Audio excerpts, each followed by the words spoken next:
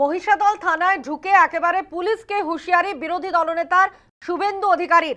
হুঁশিয়ারি দিয়েছেন অভিমানী বিজেপি নেতাকে তৃণমূলে যেতে চাপ মহিষাদল থানার ওসির বিরুদ্ধে এমনই অভিযোগ সামনে এসেছে।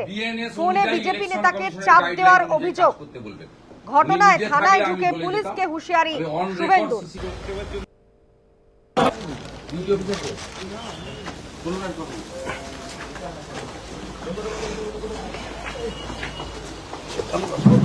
পীযূষ মন্ডল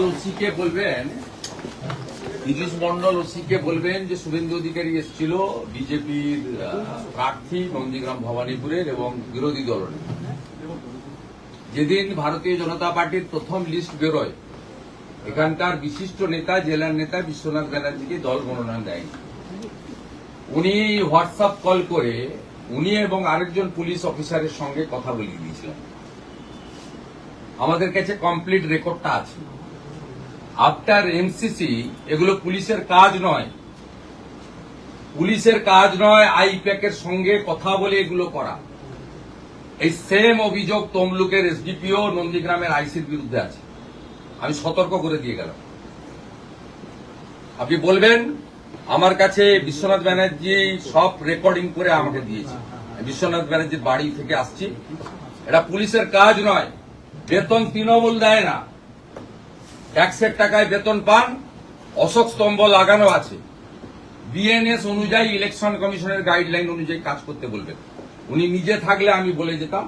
আমি অন রেকর্ড সিসিটিভির সামনে ডিউটি অফিসারকে খুব পোলাইটলি এবং জেন্টলি বলে গেলাম, এটা পুলিশের কাজ নয়। পার্টি অফিস বানাবেন পরে, 4 তারিখের পরে, তার আগে না। টিকিট না পেয়ে ক্ষোভ বিশ্বনাথ বন্দ্যোপাধ্যায়ের। অভিমানী বিজেপি নেতাকে তৃণমূলে যেতে চাপ মহিষাদল থানার ওসির বিরুদ্ধে এমনই অভিযোগ উঠেছে। বিশ্বনাথ বন্দ্যোপাধ্যায় কি বলেছেন এ প্রসঙ্গে শোনাবো। শুভেন্দুবাবু এলেন, কথা বললেন, কতটা আশ্বস্ত হলেন, কি বলবেন?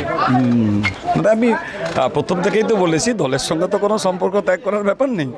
তো সেই জায়গায় একটুখানি আক্ষেপ হয়েছিল। দাদা এসেছিলেন, দাদা আমাকেও ডেকেছিলেন এতে।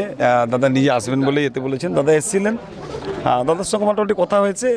এক কথায় বলি, আমি ভারতবর্ষকে ভালোবাসি, মোদিজিকে ভালোবাসি, বিজেপিকে ভালোবাসি। তৃণমূলের তরফ থেকে কি আপনার সঙ্গে যোগাযোগ করা হচ্ছিল? একাধিকবার, কিন্তু ভুল যে পদক্ষেপ, মানে ভুল জায়গায় হাত দেওয়া। অন্যের ক্ষেত্রে ঠিক আছে, কিন্তু বিশ্বনাথ ব্যানার্জির ক্ষেত্রে তৃণমূলে যাওয়া এটা